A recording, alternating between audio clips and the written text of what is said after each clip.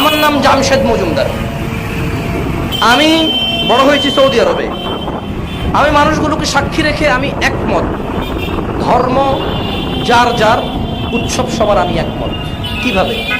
যদি উৎসবটা হয় উৎসবটা যদি ধর্মকেন্দ্রিক না হয়।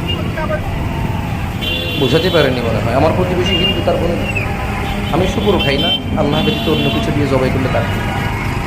সে আমাকে বললো জামশেদ তুই আসিস। আমি স্কিপ করতে পারছি না, ওর সাথে আমার সম্পর্ক রাখা লাগছে। কেন? আমি ওকে আল্লাহ সম্পর্ক বলতেছি না, আমি ওর দুর্গা পূজা দেখতে চাই। মানে এটা একটা আল্লাহ, এই যেটা মাটি এটা আল্লাহ, এটা সন্তান দেয়, রিজিক দেয়, এটা যেভাবে আমি ওটা দেখতে চাই। আমার রবের সাথে শিরিক হচ্ছে, ওটা আমি আনন্দ খাই। আমি ছাগলের গোশত খেতে চাই। ও আমার বন্ধু, আমার প্রতিবেশী, ওর হক আছে আমার উপর, আমার হক আছে। ও আমাকে দেখে বলে জামশেদ কেমন আছে? হ্যাঁ বুঝতে ভালো আছে। বলে যে আমার বোন তো বিয়ে, তোরা আমাদের প্রতিবেশী, আমরা একা এখানে 5-7টা পরিবার, তোরা সহকার আমার বলে ঠিক আছে, চেষ্টা করি। আমি যাইনি, হয়তো কোনো কারণ আমার কাছে শোনা যাওয়ার ইচ্ছা ছিল, যাইনি। ও আমার জন্য মুড়ি পাঠালো, চিড়া পাঠালো আমার ঘরে। আমি বলবো না কিছু, আমি এটা গ্রহণ করবো। মুড়ি চিড়া আল্লাহ আমার জন্য হালাল করছে, এটা কেউ হালাল করতে পারবে না। এটা কে হালাল করছে আমার জন্য? অ্যাজ এ প্রতিবেশী আমি সেটা নিলাম।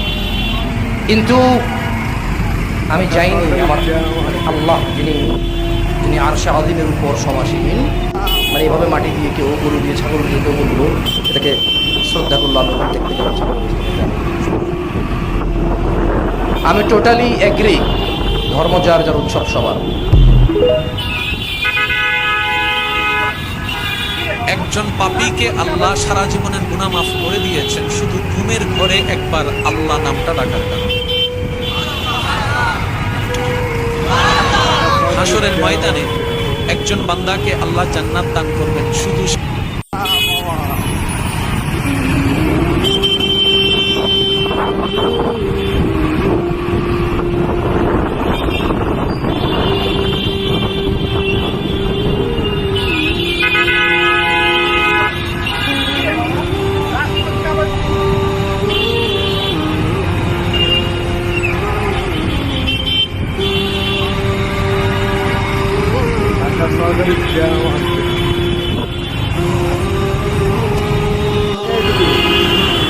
আজকে না দিলে কি আর উপায় আছে?